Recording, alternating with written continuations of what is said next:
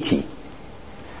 Я подвешиваю на каждую, прикрепляю к каждой нити еще один, дополняю еще один груз, добавляю. Теперь на каждой нити висит по 2 груза, то есть на каждую нить действует сила 1 ньютон.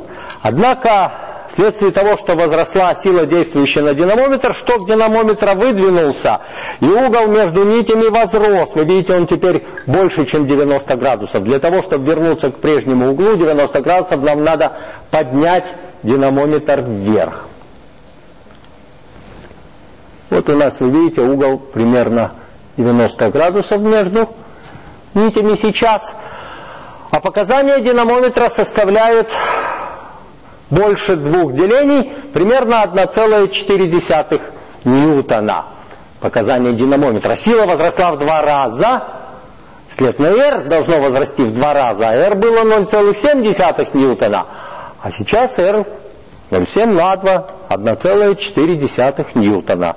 Еще догрузим нити, добавив еще по 1 грузу. Теперь на каждую нить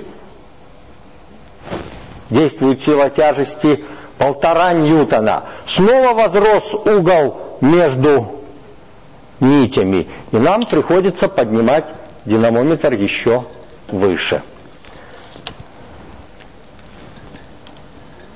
Видите, угол между нитями действительно равен снова примерно 90 градусов. Обратите внимание на показания динамометра.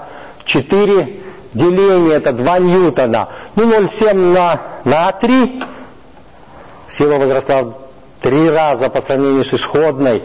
И равнодействующая должна возрасти в 3 раза. 0,7 на 3 это 2,1. Примерно 2, 2,1 это примерно одинаковые значения.